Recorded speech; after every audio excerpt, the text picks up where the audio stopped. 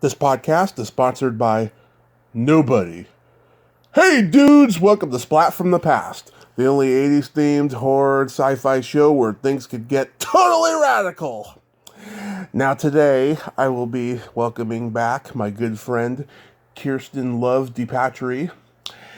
She, of course, is Leanne Kreischer's best friend and a frequent guest on her podcast, Wife of the Party. Highly recommended podcast. You know, once a month, her and Leanne and Kathy Fromkin, they do a book club episode where they analyze a book that they read for the month, and they talk about what they loved about it, you know, what they didn't love about it, all of that stuff. And I'm having Kirsten back on the show today, and we're going to have another great conversation about life and all of that stuff, and I am pretty excited to have her back on. She is such a great lady, and she's Canadian, and she's an actress. So we're going to talk about all of that stuff again today. And I can't wait until Halloween, October. It's going to be a fucking exciting month. I'm going to be paying homage to all different types of horror, and I know a lot of you out there are going to love it. And I want to thank all of you for your support the last 4 years that I've been doing this podcast. So, here is my new interview with Kirsten Love DiPatri. Hi. Hey, Kirsten, welcome back. How are you? I am great. How are you? Great, thanks. Wow, last time we talked, the pandemic hadn't even happened yet. Oh my God, it feels like a different lifetime, doesn't it? It does. I mean, it's only been a year and a half, but it just seems like, you know, it's like the whole world exploded and then came back in this weird vibe, you know? Yeah, totally. It feels like it's never going to be exactly the same again. I don't know. I hope that's not the case. I hope a miracle happens. Yeah. Well, you know, who knows? Science is amazing. Maybe that will be the miracle. They'll find a way to get rid of this stupid virus. Yeah. I should think about it anymore. Yeah, unfortunately, you know, science has gotten political for a lot of stupid people out there, and I worry about that, you know? Yep. Yeah, you're right. Yep, everything got put on hold for me again, you know, once the pandemic happened, you know. I didn't get to do my horror show again. I didn't get to try to move to LA again. A lot of stupid stuff happened. And, you know, I lost 30 pounds last year, and then... Wow, congratulations. Thanks. Well, I needed a lot more to do, but I just started eating crap again, and now I've given up sugar in the last month. Hopefully, you know, by next year, I'll lose, you know, 100 pounds. Well, good for you for giving up sugar. I think, I was just talking about this the other day. I was like, you know, I've never seen a heavy dentist. Yeah. It's because they don't have sugar. I don't know why it took me all these years to figure that out. That is true. I never realized that either. Yeah. Every time I've gotten rid of sugar, it's been great, like not just for weight-wise, but also just for energy-wise, because it's like when you're on the sugar train, which I firmly am, like I am pretty addicted to sugar. That is my addiction of choice. You know, you crash. Like you will have the crashes every day where you're like, oh, I'm so tired, and then you need some sugar to get going. And right. Yeah, it's just life gets better. It's so hard to go off sugar, though. It's in so many things, and it's just, I don't know, it's a pretty powerful addiction. But when you do, like especially when you make it to like the 1 week mark or 2 weeks, then suddenly it gets a lot better. And you're like, oh, I'm not crashing in the afternoon. Well, for me, I mean, I just replaced it with fruit. You know, I've been eating apples. Oh, great. Yeah. Yeah. And I mean, I took a couple of bites of ice cream the other day, and I just like, oh my God, it's been almost a month since I've had sugar, and it's just like, I don't want to keep doing it, you know. Yeah. Wow, that's great. I can't wait to hear how that goes for you. Yep, I mean, when we talked last year, it had been, almost a month and a half since I had quit, and I did it for, maybe 3 more weeks, and then the pandemic happened, sadly. I think I honestly haven't really heard of anybody that I know who hasn't gained weight during the pandemic, me included. I think everyone in our family has gained weight during the pandemic. I know, because you've been staying inside, and our gym closed here at the apartment, and then it opened up again July 1st. And then next thing you know, the treadmill that I go on every day, it broke, and now I'm waiting for the new one to come. Yeah, it's one damn thing after another. One damn thing after another. But yeah, yeah, you've never seen a fat dentist. I've known a few doctors who smoked. Yeah, that's crazy. I know. Because they tell other people not to smoke, but yet they do. Yeah. Well, it just shows how powerful the addiction is, though. Yeah. Yeah, it's crazy. But it's been a crazy year for you too, right? Yeah, so my kids were I think probably most kids were doing online school, and their schools were pretty much completely online school until maybe May of this year. And even then, it was one day a week, one half day a week from May to June, and then they had the summer off. And so they started back about a month ago, and I don't know, for me, this sounds crazy because one of my daughters is in 11th grade, but I felt like it was sending them off to kindergarten for the first time. I was like, wait a minute, how do we do this? Oh, what do we need for school? They were starting from scratch. It's so crazy. It's just that it was a full year and a half off of school. There were a handful of half days that they went to in May and June. So it just honestly felt like starting from scratch. It's like, oh yeah, lunches. Yeah. Okay. Yeah, it's funny. When I was younger, I used to think that homeschooling was something that every kid in the world should do, because I just thought school was bullshit. Especially high school with the popularity contests and all that crap. I mean, I love the sports. I had fun playing sports, but the popularity shit I just never liked. But now, ever since the pandemic, I feel sorry for anyone who has to be homeschooled, against their will.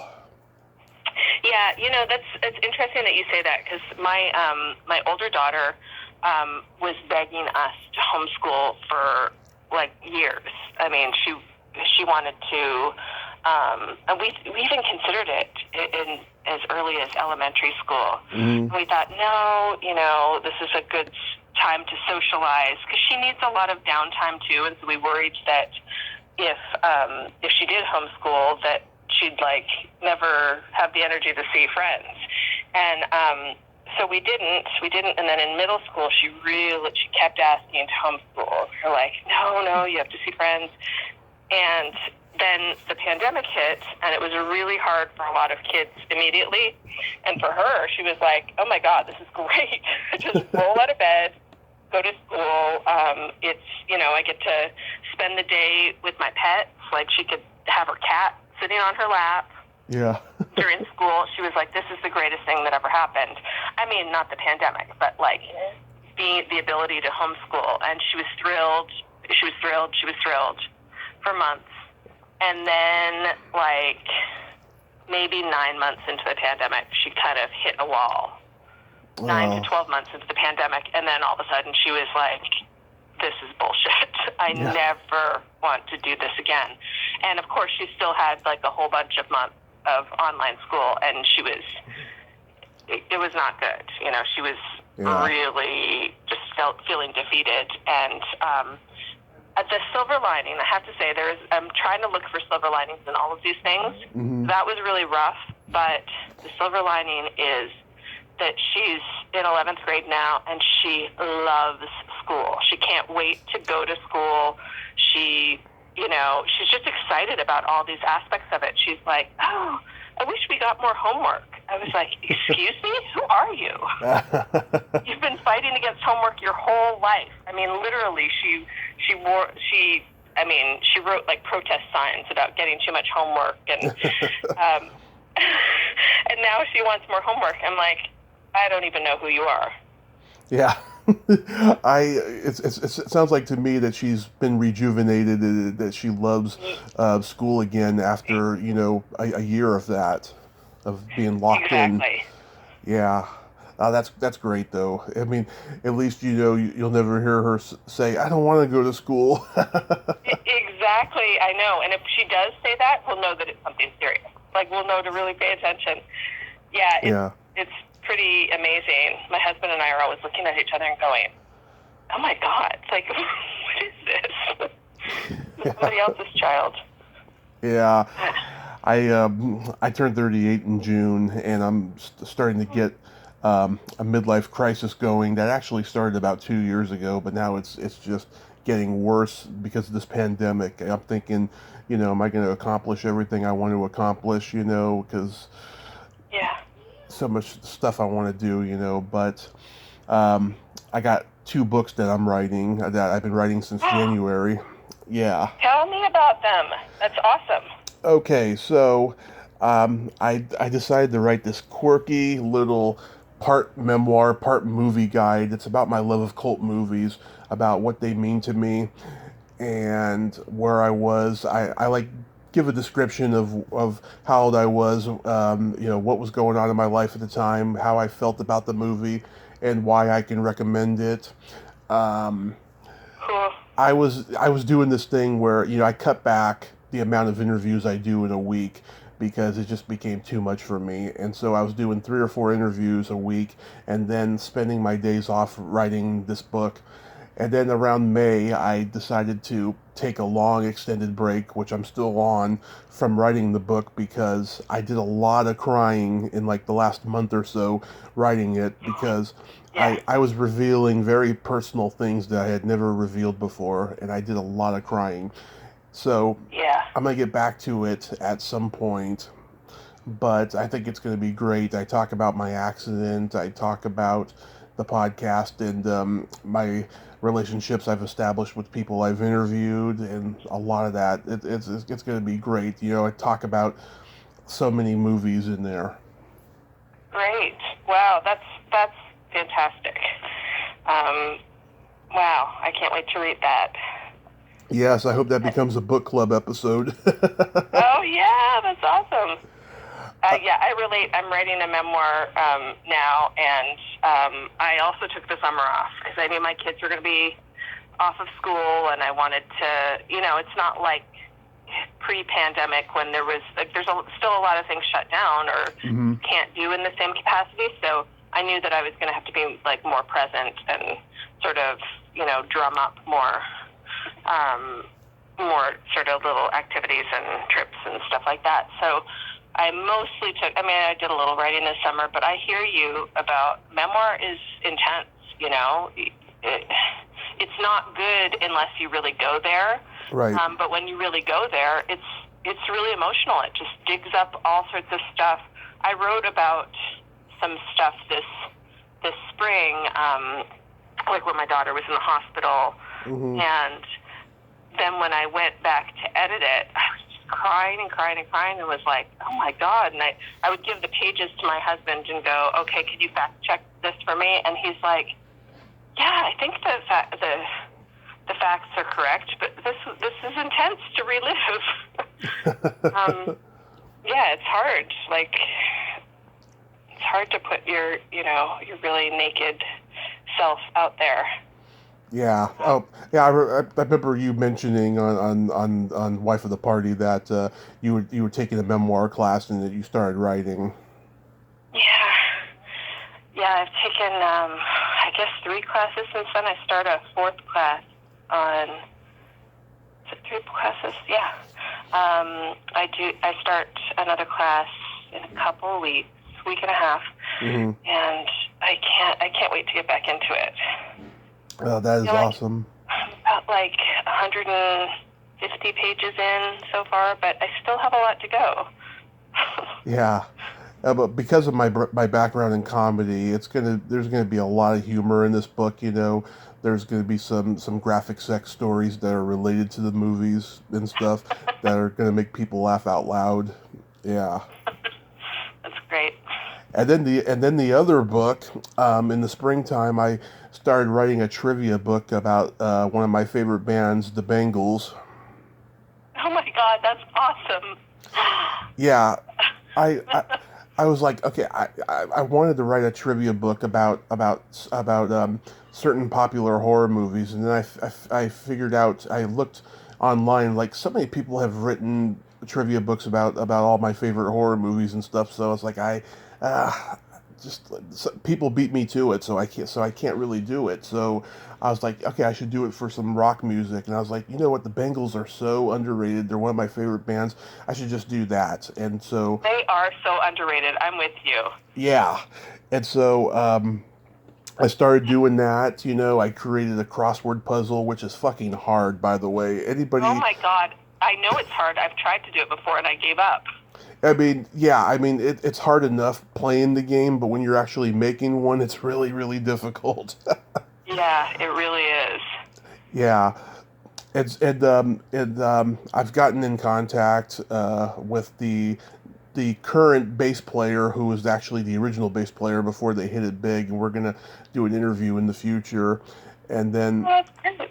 Yeah, and then I talked to a couple people who've worked with them this past summer, and I interviewed the guy who directed their video for "If She Knew What She Wants," Dan Perry. He designed the opening titles of every movie you could think of from the 70s and 80s. I mean, he's just so prolific, doing the opening titles for so many iconic movies.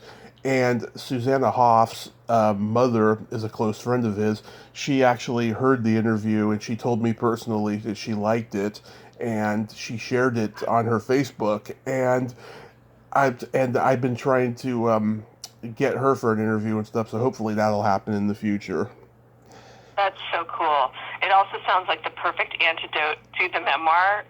Like if you're overwhelmed writing the memoir, then the Bangles, it's just like, trivia. That's happy stuff. Well, mostly, I guess. Exactly. Or, the trivia book in general. Yeah. Yeah. Yeah, it's going to be amazing. This is the positivity I need, because I've lost some people that I've loved in the last year or so, not from COVID, just from other things. My stepdad, he died on Halloween last year, and we didn't know about it until November 9th. And oh my God. Yeah, he was in a fucked up situation, and he had been estranged from us for a long, long time, and he was dying for a long time. He had cancer and all the shit that was going on with him. And then my aunt died in June, and then one of my really good friends died a week later. It died in the strangest ways too.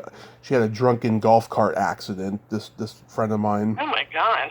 Yeah, her and a group of friends, including a couple friends of mine too. They just got partially injured and stuff. She got the worst of the injuries and died, and I'm just so devastated about that. She was such a good friend to me.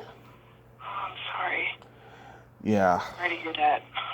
I mean, I've lost a lot of friends and family over the last 6 years or so, but this year it's just been it's been like a spiritual awakening for me. Wow. And were you able to go to funerals for them, or is that impacted by COVID? It's somewhat impacted by COVID. My stepdad's, he got cremated, and then my aunt, she I don't know what's going on in there, but there's members of the family there that we don't really associate with. And then my friend, there was a memorial for her, and I heard it was a beautiful ceremony. Unfortunately, I couldn't go because I'm 4 hours away. But Mm. yeah, I was pretty devastated. I mean, she visited me in the hospital when I had my accident. She took me out about a month after I got out of the hospital, and she was pregnant at the time. She's got a 5-year-old, and he's gonna grow up without her. It was just so devastating. Oh, God. Yeah.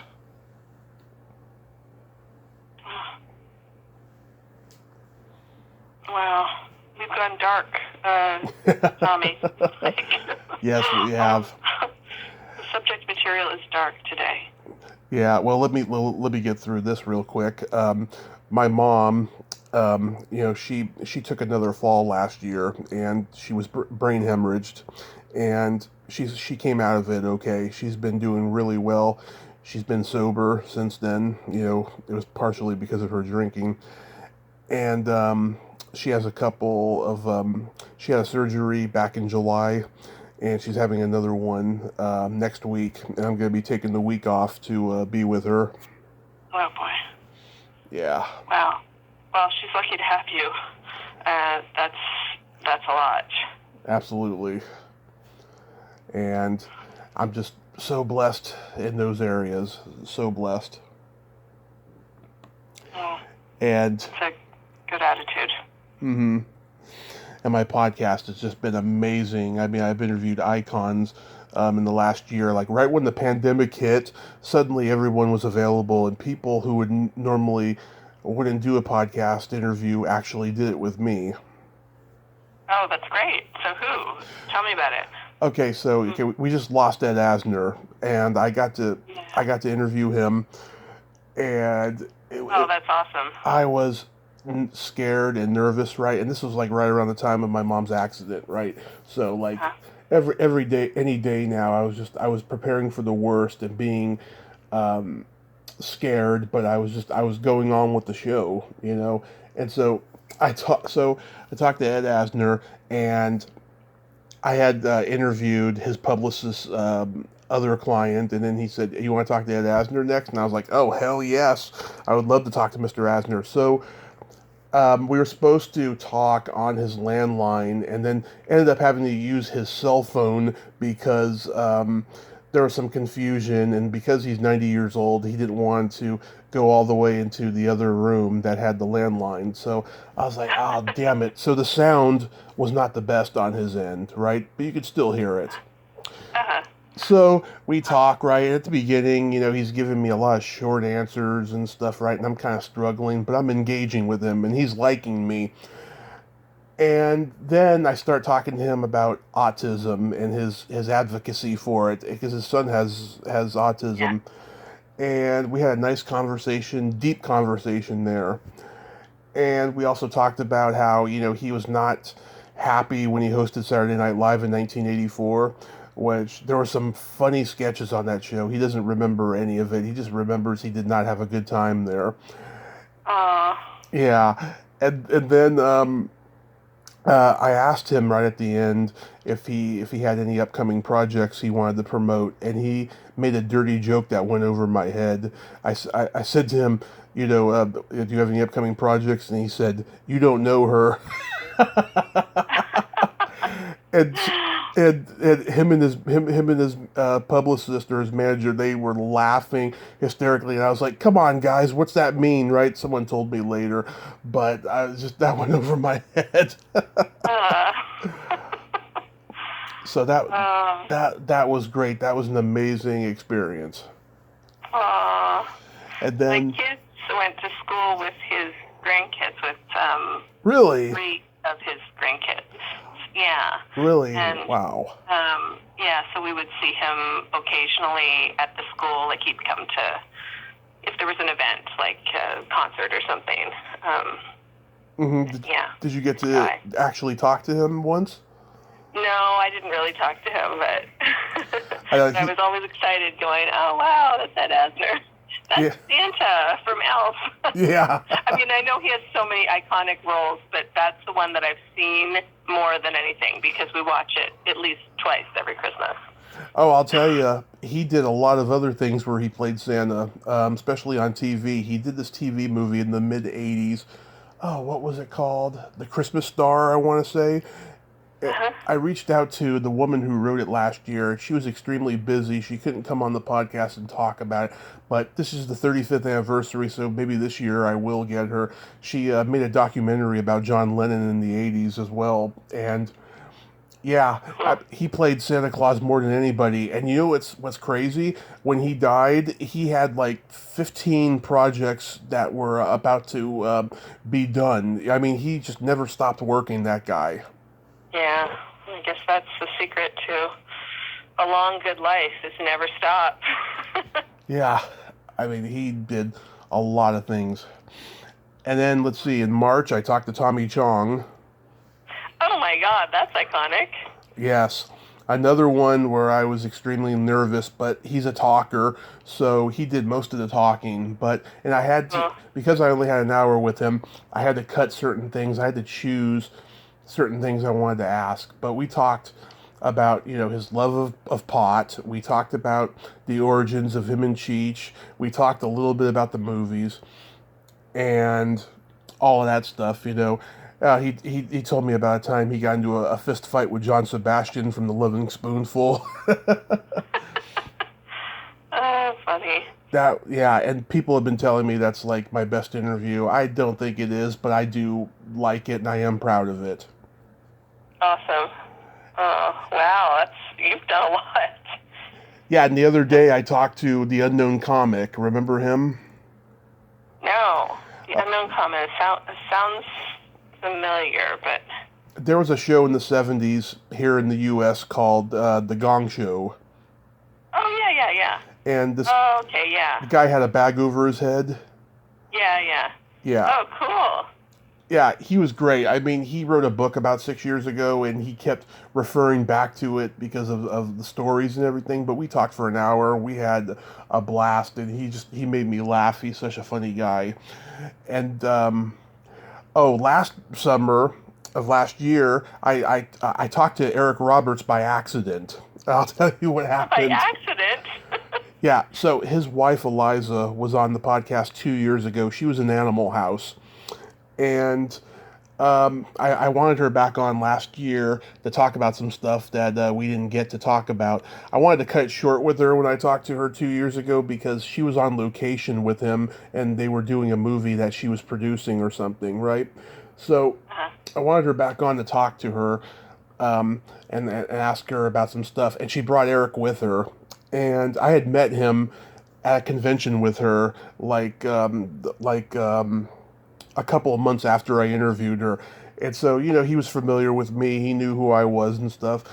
And so I was so fucking nervous that I started asking her the questions I prepared for her. And I was on IMDb, looking at the movies he did and then coming up with questions. And I don't think I quite pulled it off the way I wanted it to, but we had a good little conversation there.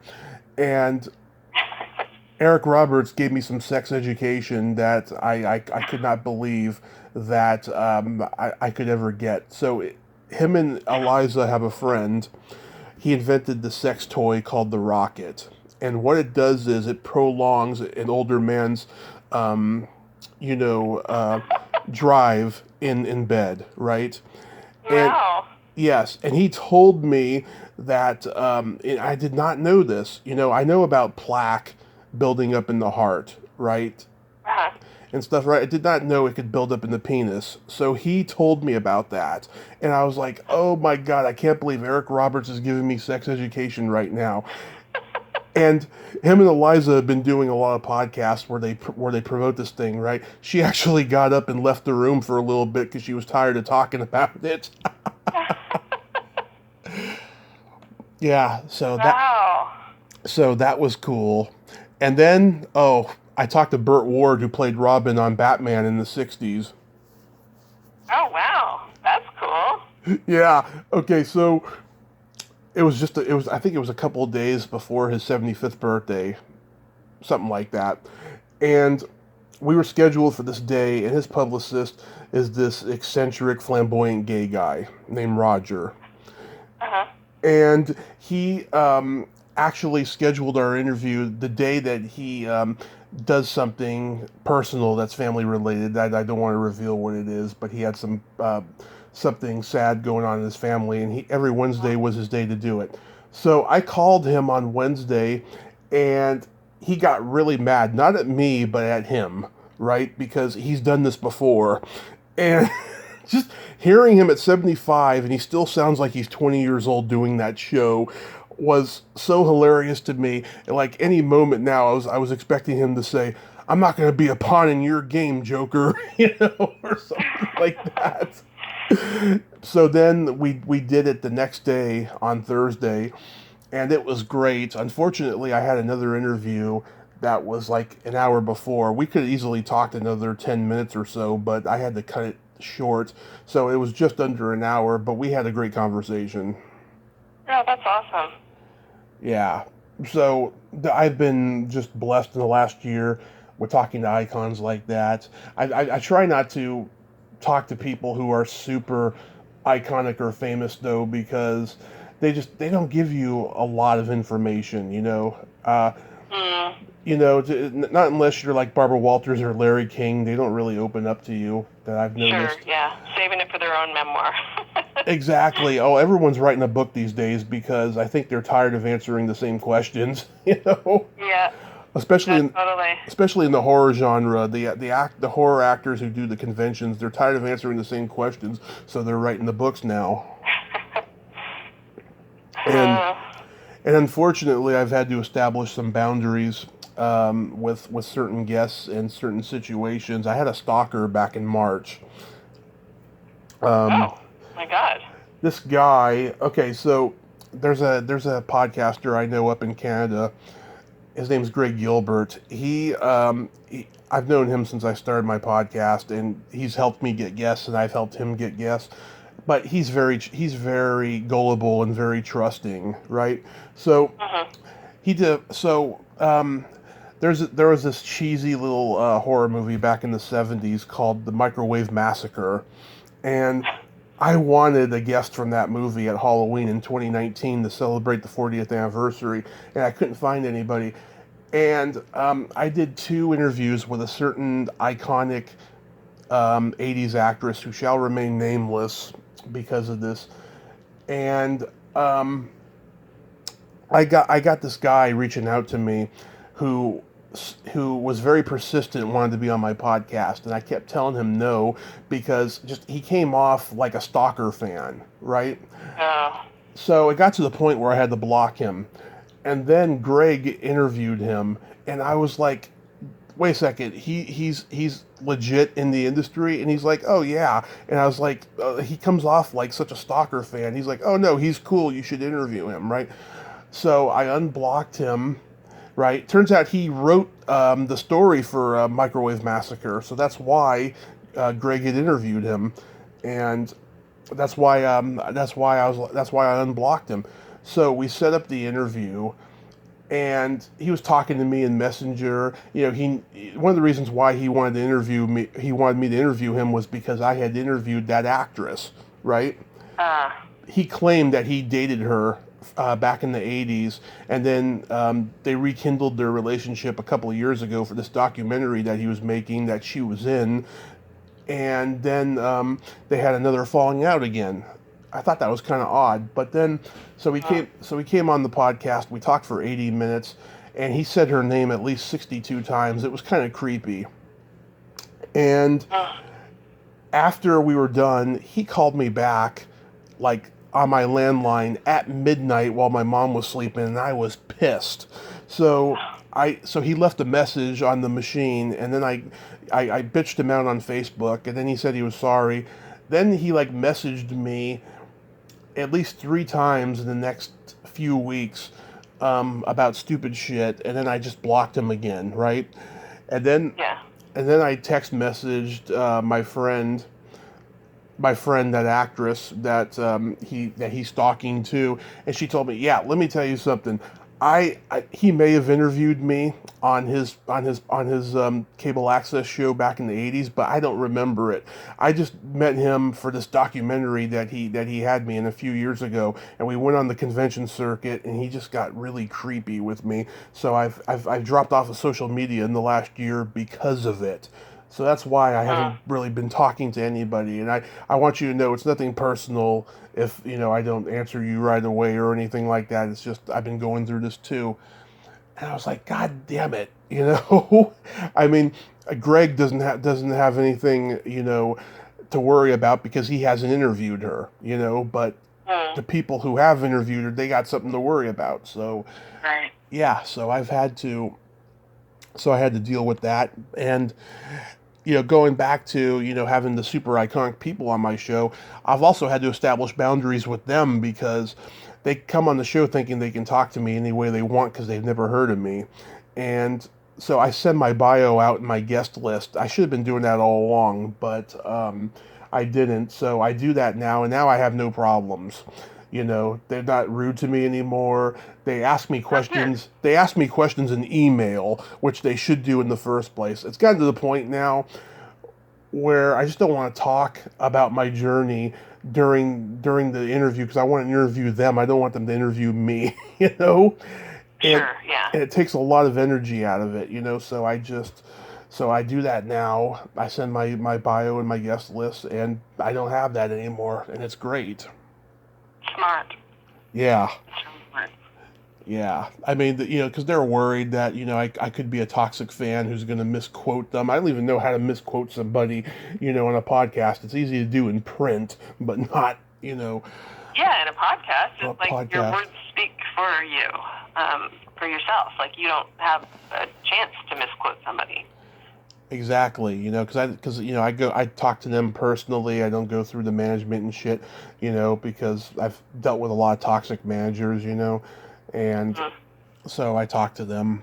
And it's funny, I told Leanne this the last time we talked, which was around July of last year and stuff. I tried to get an interview with Tony Basil, who's saying, hey, Mickey, you're so fine, you blow my mind, right? Because Greg had interviewed her, and he said he had a good experience with her, but then again, he's Canadian, and he's polite. So after trying to get an interview with her for a long time on her Facebook page, this manager I knew, turns out she was a close friend of hers, she wasn't a client of hers, but she knew her. And I said, can you fix this up, right? There was a lot of long pauses and a lot of long getting back to during that whole process, right? And then finally, she gave me her number, and she's like, yeah, we talked. She's interested, right? So I talked to her maybe 2 days after my mom has her little accident, and I am vulnerable as hell at this point, right? Yeah. So I call her, and she was extremely rude to me. She yelled at me. Yeah. And she said to me, yeah, how many followers do you have? I don't want you wasting my time, blah, blah, blah, blah. And I cried after that interaction. Oh my God. Yeah. Oh, I'm sorry about that. I mean, honestly, do your own research and, say yes or no, but, you don't need to be rude about it. Exactly. I was crying for like a week after that. It was pretty bad. Oh. I've learned so much about people in show business in the last year, and next year it'll be 5 years since I've been doing this. And one thing I have learned, my idols are fucked up. Yeah, I don't know. That's like a rough position. I'm sort of at the point in my life where I don't want to meet anybody that I admire because I'm worried that I'm not going to admire them anymore. Yeah. I don't know, working with some people and on TV and in films over the years was like, oh, I don't like you, and now I can't enjoy watching your movies. Yeah, it's heartbreaking, right? Um, I mean, certain people, I could separate certain things, and other things, Yeah. other ones, yeah, it can be pretty devastating. But that was I guess it goes the other way too. Like sometimes you're like, oh, you were so cool. I liked your stuff before, and now I love your stuff. Now I want to watch everything. right. Yeah, it could be a crazy thing, And she's so multi-talented. I mean, she's a dancer, actress, singer. I mean, she's done it all. She directed Talking Heads video for Once in a Lifetime, where David Byrne's being a spaz, and sweating and all of that stuff. Mm-hmm. I mean, she's had an amazing career. She knew Bowie. She knew a lot of icons, Dick Clark and stuff. I mean, so there's a little bit of show business royalty and entitlement there. Yeah, totally. I mean, I think it's great that she makes herself, somewhat accessible to the public, that she's on social media and, she doesn't have a manager handling it and stuff. But it's just, she needs to be a little bit more humble. Yeah, totally. But this October, I'm excited because, every October I do a month-long block of horror guests where I talk to horror movie actors. This year I'm going to put some historians into the mix too and talk about old black and white horror, and it's going to be fun. There's a lot of slasher movies that came out in 1981 and 1986 that are celebrating their anniversaries this year, milestone, that I'm going to reach out to. Today is my day that I'm going to email all the people for it and get it booked. It's going to be a long, long day, but it's going to be amazing. Awesome. Yeah, I love booking the show and researching my guests as much as I actually do loving doing the interviews. That's awesome. Yeah, it's gotten to the point now where I just it's become ingrained in me that I enjoy doing that. And yeah, I mean, it's funny, when I was growing up I was not a big fan of the Christopher Lee Hammer horror movies, but I've come around in recent years with them and stuff, and I'm going to see if I can get a couple people from those and stuff. A lot of those people are dead, but there's a couple of them that are still alive, like the actresses that were in them, that were young and beautiful at the time, Mm-hmm. So I'm going to reach out to all of those, and yeah, it's going to be pretty cool. That's great. Yes, I'm glad you and Leanne and Kathy are back doing the podcast in person. I can't get through those Zoom shows. Well, I know. Yeah. Everybody's so sick of Zoom. It's like it was a great interim solution for a lot of things, but oh my God, like enough already. Yeah. We're all done. Yeah, I mean, if I turn on a Zoom show, I'm just doing something on my computer at the time and listening. I can't watch it. Just everyone looks so funky. Just the technology of it. They all look like robots, and the flesh tone is off. Yeah, totally. Yeah, like I mean, I saw the one you guys did yesterday, the push episode. Uh-huh. Yeah. And stuff. Yeah, hear Leanne talk about her fart stories. Oh, she's so funny. Yeah, that was a good episode and stuff. Kathy still has not contacted me. Honestly, you may never hear from her. She is, as far as I know, she is literally never on Facebook. I say that I'm never on Facebook, but like sometimes never means like once a week or once a month or once every couple of months. So I'm not never. Like I'm there at some point. Yeah. Kathy is literally never on Facebook. I think she started an account when everyone else started their accounts, and I honestly, I've never seen her like, post, comment on anything, like literally anything on Facebook or in Messenger. She is just someone who is not, she's not a tech person. Like she rarely responds to even texts and emails. Like, she's just not a tech person. It's fascinating because, but we're not used to that. Like, I'm not used to that. I'm like, but everybody's all over social media these days, not Kathy. I know. It's just, I love talking to people, who have a connection with level 2 group homes for people with disabilities, because I lived in 2 of them for a brief time, and that's, that was, the primary motivation for why I wanted to talk with her and stuff. I mean, hopefully, a miracle will happen and I will get to talk with her. Yeah, I hope so too. I'm holding out hope for you. Yeah, but I mean, the 3 of you just have such a great time. I can see, doing those book club shows. We do. We have a lot of laughs together. Yeah, I saw the one you girls did around Christmas time. We're talking about Bert's book. Oh yeah! Oh my God! I forgot we read that, but yeah, I remember that now. Yeah, you said you were uncomfortable with a lot of the alpha talk in it. Yes.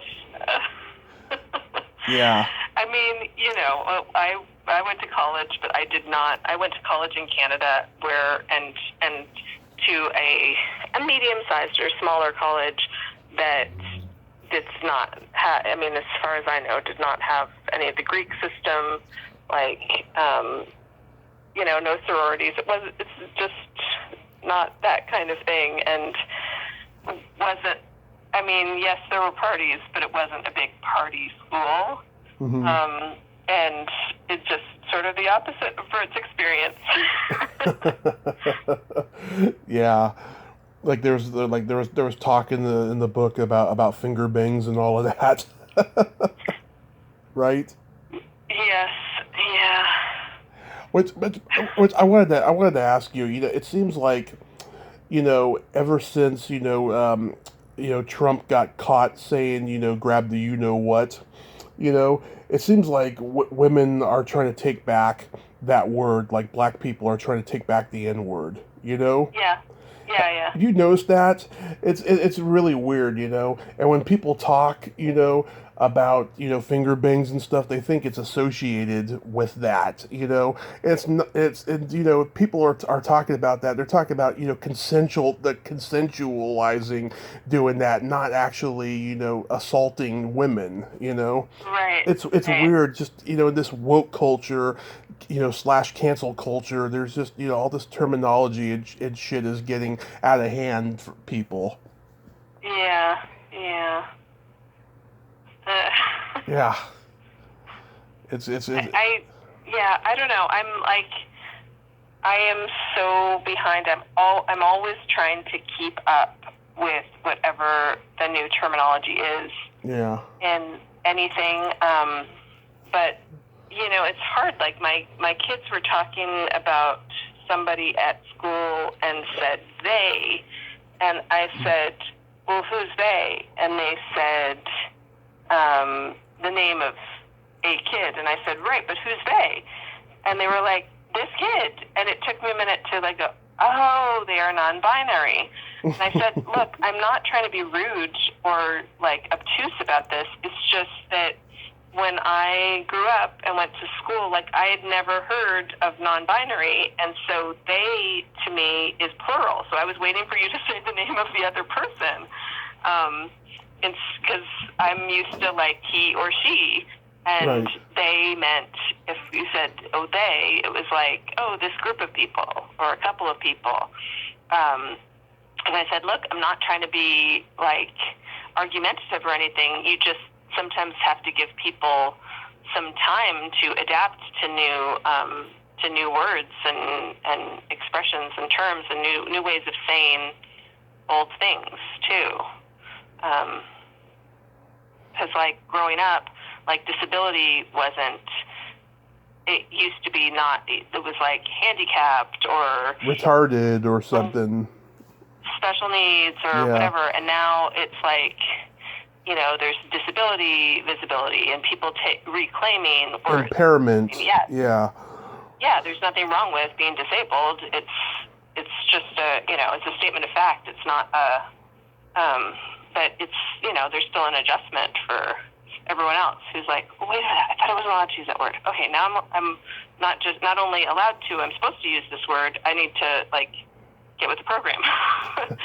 Just sometimes it takes people time to get with the program, but yeah. Yeah, it's crazy. I just don't know what's going to happen. I mean, people have been saying there's going to be another civil war. Do you think that's going to be so? Oh my God, I haven't a clue. I mean, in some ways it wouldn't surprise me because there's obviously a lot of anger. A lot of people are very angry, and but I certainly hope not. I don't know. It's like people are so divided right now, but I think that people have always been divided. Just now with sort of social media and the 24-hour news cycle, we're sort of more aware of what other people are thinking.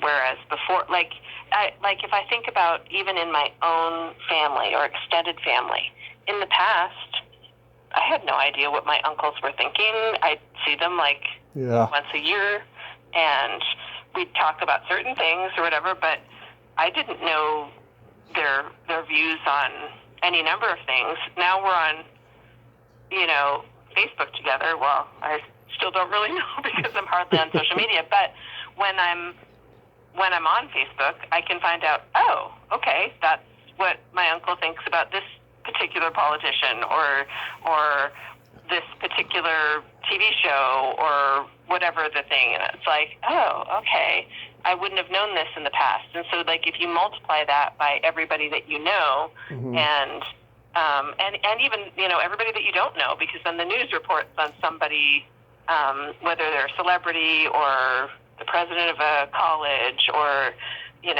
a principal somewhere or a police chief or a whatever, right. And we find out what they liked on social media and it becomes news. Whereas in the past, I wouldn't have known what my police chief thought about, I don't know, any number of things, anything, really. Right. So I think it's just more visible, our differences are sort of more out there. I know, it's when the George Floyd video happened last year, right? People finally saw, what's still been going on. People thought that racism was cured and that shit that wasn't going on. No, it's always gone on. It's just opportunities have opened up, for the African American community in the last 60 years since civil rights. But that shit has still always gone on. It's like there were people in this country who thought it was a conspiracy theory. Oh my God. Yeah. That makes me crazy, is all of the conspiracy theories. Look, I'm sure there are some conspiracies happening, but why do we need to make things that you can see with your bare eyes, that lots of people were there for? Why do we have to turn those into conspiracies? That's just crazy. It's it happened. We all saw it. So let's deal with that reality. Yeah, same thing with pedophilia. People think that pedophilia is a conspiracy theory, and I'm sure this comes from people who are actually molested that don't believe it themselves. It's just, God, it's really, really crazy, the world. Yep, mm-hmm. It is. Did you watch Leanne's interview with Miss Pat?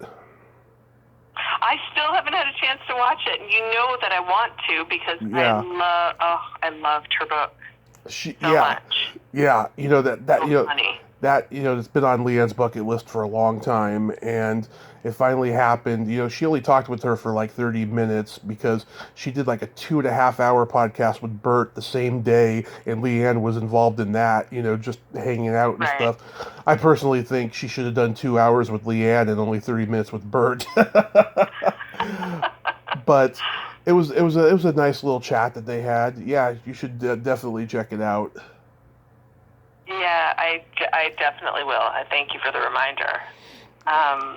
Yeah, podcasts are something that's sort of ironic because we're doing a podcast right now, and Yeah. I'm on Leanne's podcast sometimes.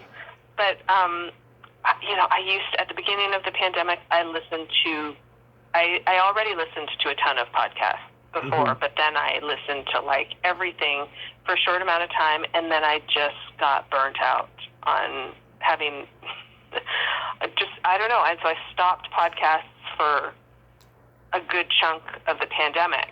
And so now my backlog. It's nice in some ways because, when you've like listened to all the podcasts, all of your favorite podcasts, you're all caught up and you're like, oh, Yep. okay, what now? So I'm in that enviable position of like, oh yeah, I've got a lot. Like I've got a big backlog. But it's also, it's going to take quite some time to work through those. Yeah, I listen, weekly. I listen to Rogan, I listen to Mark Maron, I listen to all the fanboy podcasts and stuff. I listen to the fanboy podcast to remind myself how not to do an interview because so many of them they just act like fans at conventions with their questions. I like to go deep. That's why I love listening to Rogan and Maron. I like to go deep and talk about very personal things. I still do it within the context of being a fan of the person's work, but I don't want to give them the same interview they've had already. Sure. Yeah. And then sometimes you just can't help it, but you can't just help it because the person that you talk to will give you the same interview they've given everybody. Like Burt Ward, for example, when I interviewed him, he he was bringing up a lot of stuff that I've heard him say in previous interviews, and I was trying to take him to another place. I tried to bring up certain things, and he really didn't know the answers to what I was asking him, but it happens sometimes. Yeah. Yeah, if you accept my Facebook friend request, you can join my Tommy Kovac podcaster group, so you can keep up to date with my podcast. Oh, cool. Yes, but how am I going to do that, Tommy, when I'm hardly ever on Facebook? You're going to be like, come on, get it together, get on Facebook. Like, oh. I'll send you a reminder.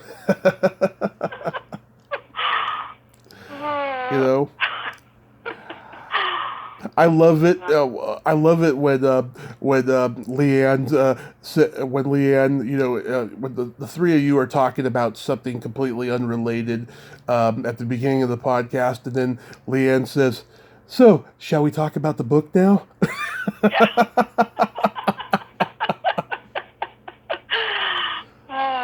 Yeah, that's so funny. My husband will say like, "Oh, so what did you talk about today?" And then I'll say some of the things. And he's like, "Oh, I thought this was a book club podcast." I'm like, "Oh yeah, it was." Yeah. Yeah, it's hilarious. Yeah, Leanne's been trying to make time to talk. She's had a lot going on, with Bert's surgery and, taking care of the kids while Bert was making a movie, which I'm so excited about. I can't wait to see what that's going to be. Yeah, I know. That's going to be really exciting. Yeah, and in their house, I mean, she's been crazy busy. Like the book club, our book club podcast was supposed to be like in August or something. And it's like, we finally did it in mid-September. Yeah. How long in advance do you do the podcast with them before it's released? Oh, it totally depends. Totally depends. But this one we just did on Tuesday. Okay. The one that came out on Thursday. Okay, so 2 days. Yeah, but I mean, it totally depends because sometimes she's like banking them so that, she knows that she's going to go out of town, so she does a bunch of podcasts and then lines them up. So sometimes it could be like a month away, but more often than not, it's like within a week. Yeah, certain people do that. There's 2 episodes I have not released yet that I'm going to release in October. One is because a movie is coming out during that week, and she wanted me to wait until that week to release it. And then there's another one that I'm going to release on October 1st. It's a very big horror interview, and I did that interview on September 3rd. And so those are the first 2 that I've done that I'm going to release later, because generally I do the interview and I upload it right away, but these 2 are going to be that. And if I can get any big interviews for October that I reach out to somebody today, there's going to be at least 1 or 2 that's going to be released on Halloween. Cool. Every Halloween I do like 3 or 4 interviews, and I try to get someone who's like somewhat of a big name for Halloween. Last year I had like 3 people. The year before that 4. The year before that maybe 2 or 3.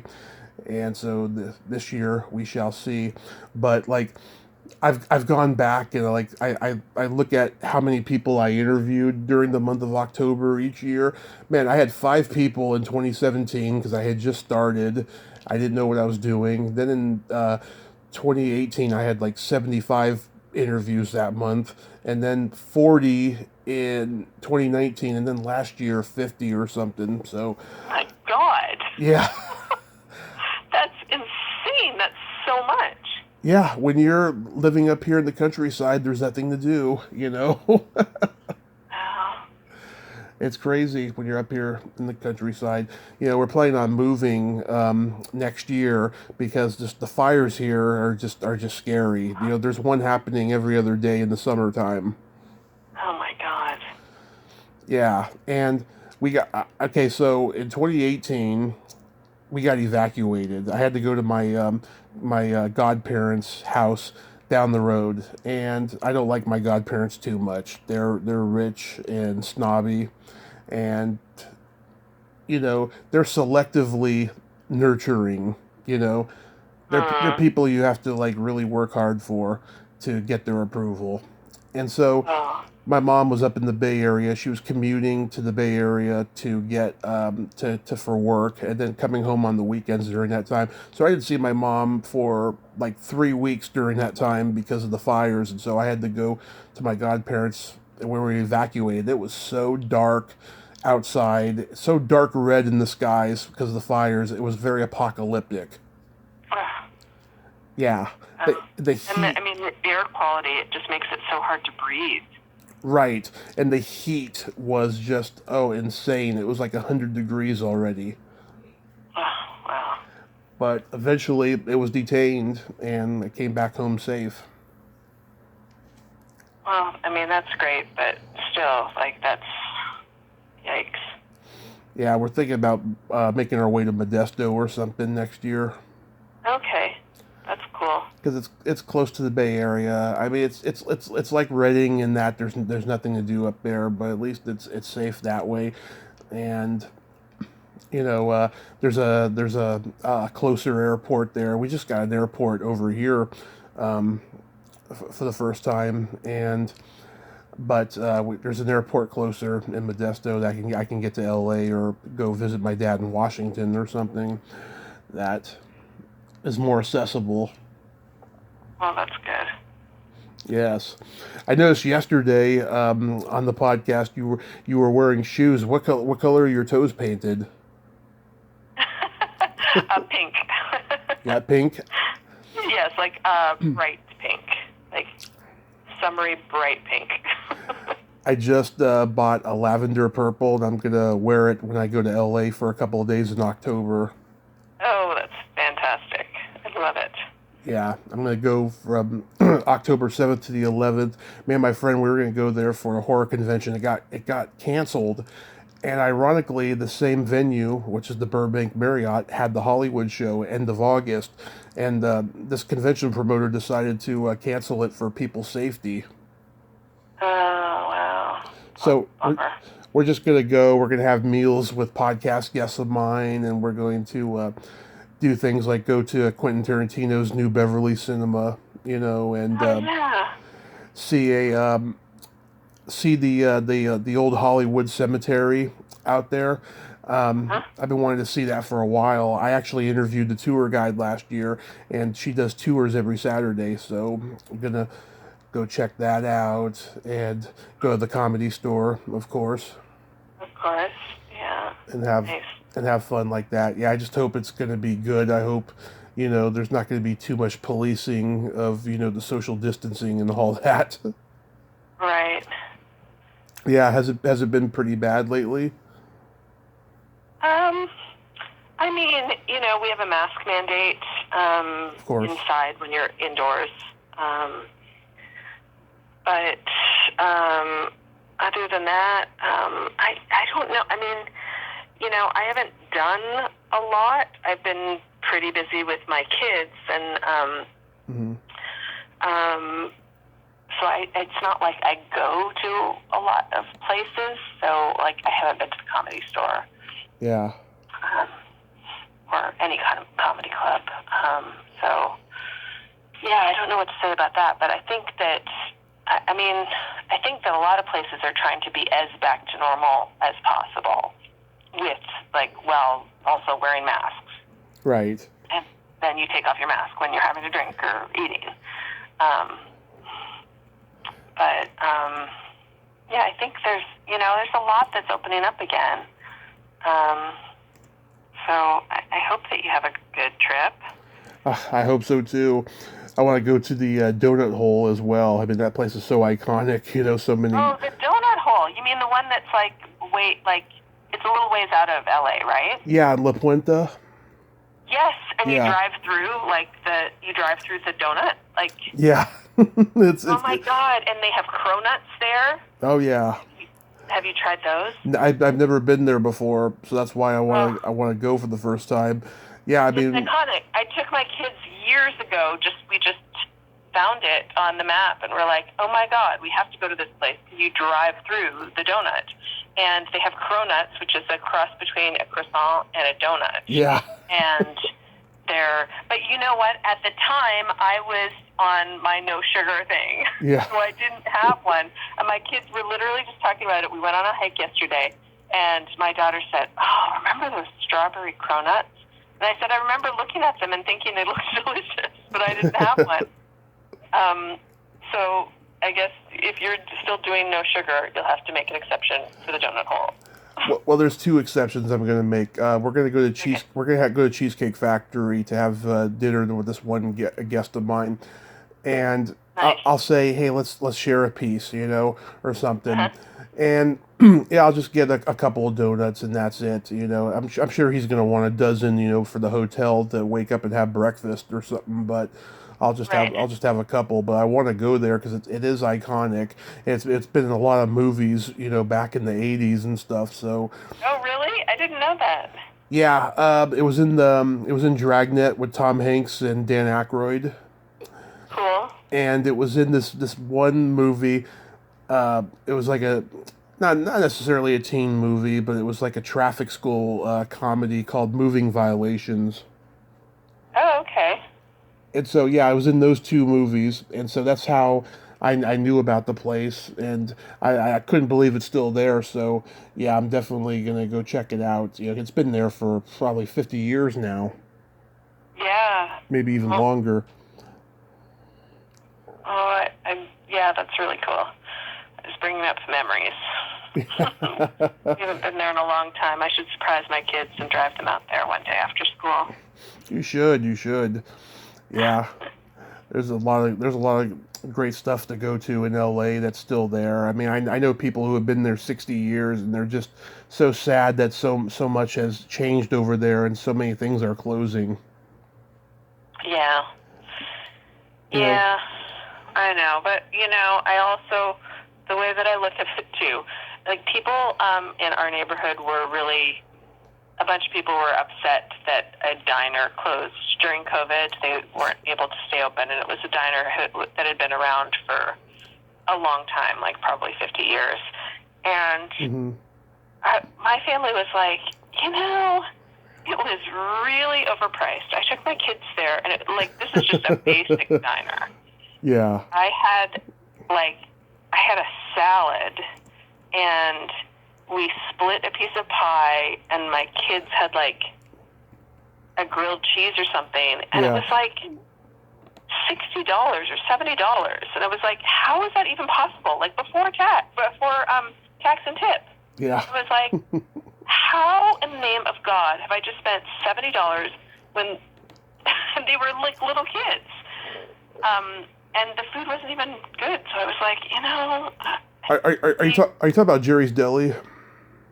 No, Oh. God, I don't know. I don't remember the name of this one. It wasn't an iconic one. Okay. But I was like, if your food isn't good, like just because you've been around for 50 years, then it's a restaurant. That's like the only thing that needs to be happening is good food. Yeah. We went to Jerry's Deli in 2016, and I thought it was overpriced and kind of greasy. It wasn't anything to write home about. And then Greenblatt's Deli just closed, and I was like, damn it, I never got to go there. So many people told me it was great, but I never got to go to Cantor's either, but we're going to go there the first day or something. Me and a couple of people, we're going to get together and go there. Because that's the legendary place that all the comedians go to after the Comedy Store closes, and the Improv and all that. So I'm gonna go there and probably I don't know some other places. I don't want to spend like a whole lot of money though, with the restaurants over there. I remember the first time I went to LA in adulthood, which was 5 years ago, the same trip. My mom asked me if we were going to go to the Brown Derby, and I was like, Brown Derby closed 20 years ago, and I would never go there. It was expensive. That was like a rich people's restaurant. How's your mom doing now?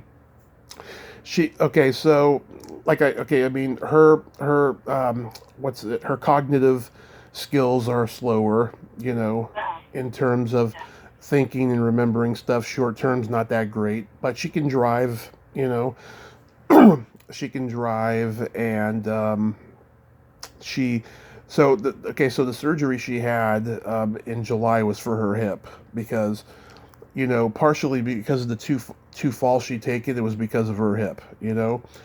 So since then, she's been absolutely terrific in that area. She hasn't fallen. Her knee is kind of dodgy still. She's going to have that fixed in the future.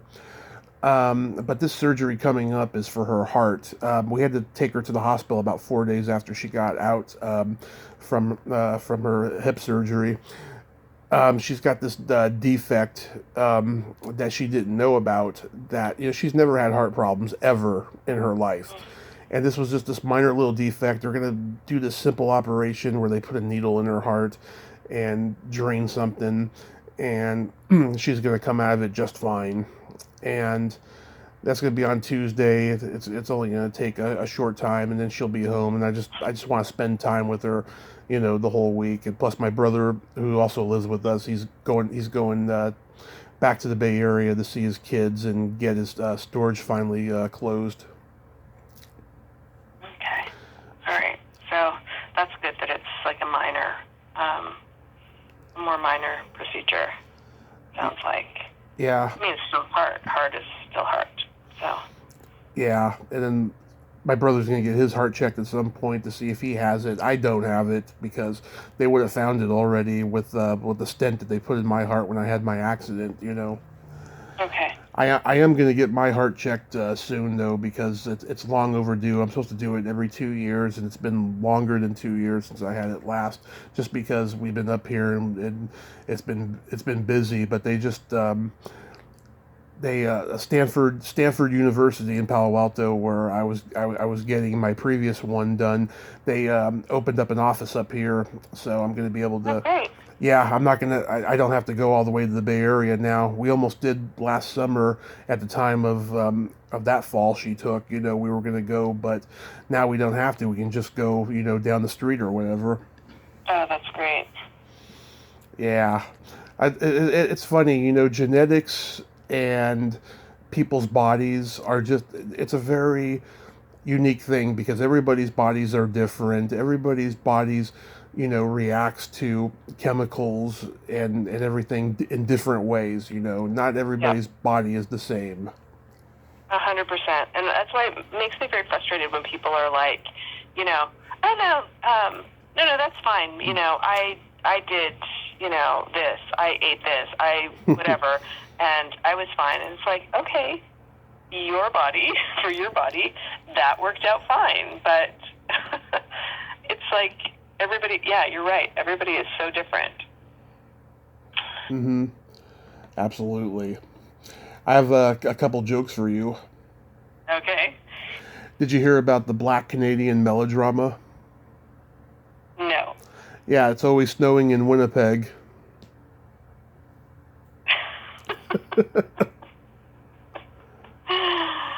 Oh my goodness. That's a very niche joke. Yeah, I saw it on some site years ago. I've told a couple Canadians that one. They think it's pretty funny. Thank you for the Canadian humor. What do you call a boy that doesn't masturbate? I don't know. A liar. True. Yeah. True. A joke and a truth. Exactly like that one I told you last time about the difference between a golf ball and a G spot. A man rather spend 20 minutes looking for a golf ball. You know, same thing. Yeah. That's why the best jokes have honesty in them. Yes. Yes. Well, Kirsten, I thank you so much for coming on again. It's always fun talking with you. Yeah, it was great, Tommy. I'm really excited about your books, both of them. Can't wait to hear more about those. Yeah, let's hope, you know, in the next year or so, my damn debt will finally be paid off, and I can finally, you know, get something going, you know, and get the book out and everything. And yeah, I'm gonna get back to it at some point, but I'm pretty excited about it too. And yeah, I mean, the next time you're on Facebook, you know, press accept, and I'll add you to the group. Okay, I will try to remember to do that. All right, you have yourself a great day, and please stay safe. Thank you. You too. Okay, bye-bye. Okay, bye. Well, there you have it. Kirsten Love DiPatri. Ain't she a sweetheart? She is such a great lady and such a great listener, great talker. I enjoy talking to Kirsten so much. Hopefully, Leanne will come back on again soon as well. Well, until next time, this is Tommy Throwback Kovac saying there's no shame in living in the past because the present sucks. Later, dudes.